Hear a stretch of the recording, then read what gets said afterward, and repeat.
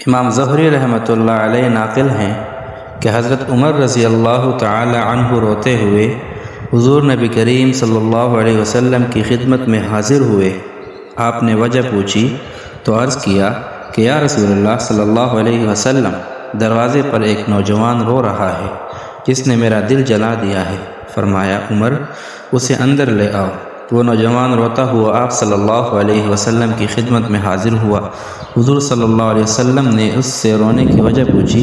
کہنے لگا یا رسول اللہ، میرے گناہوں کا ڈھیر مجھے رلا رہا ہے اور مجھے جبار سے ڈر آتا ہے، وہ مجھ پر غضبناک ہوگا۔ آپ نے فرمایا نوجوان، کیا تو نے اللہ کے ساتھ کسی کو شریک ٹھہرایا ہے؟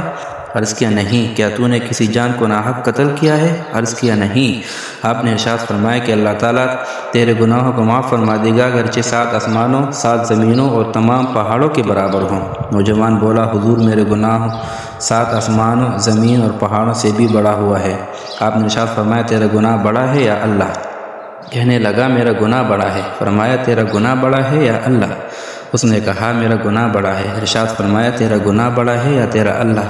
کہنے لگا ہاں البتہ میرا اللہ اور اس کا رحم بہت بڑا ہے۔ پس ارشاد فرمایا کہ گناہ عظیم کو خدا عظیم ہی معاف فرمائیں گے، جو بہت ہی غفور درگزر کرنے والا ہے۔ پھر فرمایا ذرا اپنا گناہ تو بتا۔ اس نے عرض کیا کہ یا رسول اللہ صلی اللہ علیہ وسلم، مجھے آپ سے حیا آتی ہے۔ آپ نے پھر پوچھا، کہنے لگا میں کفن چور تھا اور 7 سال تک یہی پیشہ کیا۔ ایک دفعہ انصار کی ایک لڑکی فوت ہوئی، میں نے اس کی قبر کھودی، کفن اتار کر چل دیا۔ ابھی تھوڑا دور ہی گیا تھا کہ شیطان نے مجھ پر غلبہ پایا اور میں نے لوٹ کر اس سے مجامعت کر لی۔ ابھی میں قبر سے نکل کر تھوڑی ہی دور گیا تھا، کیا دیکھتا ہوں وہ لڑکی کھڑی پکار کر کہہ رہی ہے، اے نوجوان، تجھے قیامت کے دن جزا و سزا دینے والے سے حیا نہیں آتی؟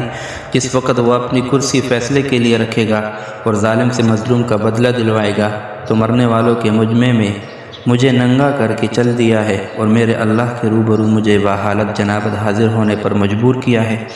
یہ سنتے ہی حضور صلی اللہ علیہ وسلم اچھل کھڑے ہوئے اور اس کی گدی پر ایک تھپڑ رسید کیا اور فرمایا، او فاسق، تو بس آگ کے لائق ہی ہے، دفع ہو یہاں سے۔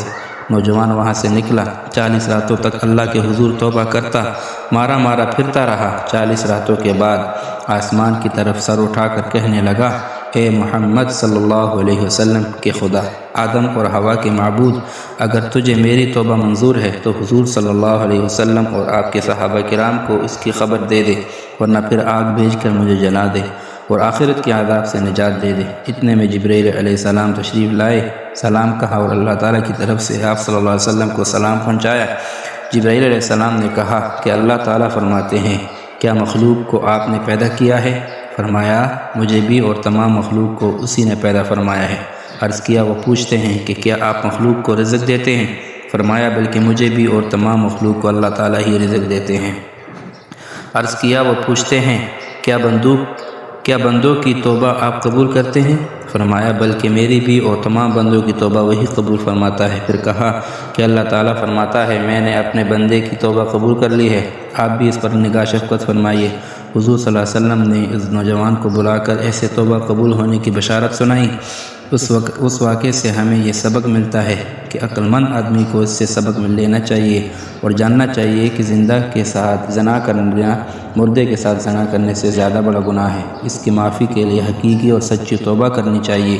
تو دیکھیے جب سچی توبہ پیش کی تو اللہ تعالیٰ نے اسے معاف فرما دیا، اور یہ بھی ضروری ہے کہ جس حیثیت کا گناہ ہو توبہ بھی اسی درجے کی ہونی چاہیے۔ اللہ ہم سب کا حامی و ناصر ہو، آمین آمین آمین۔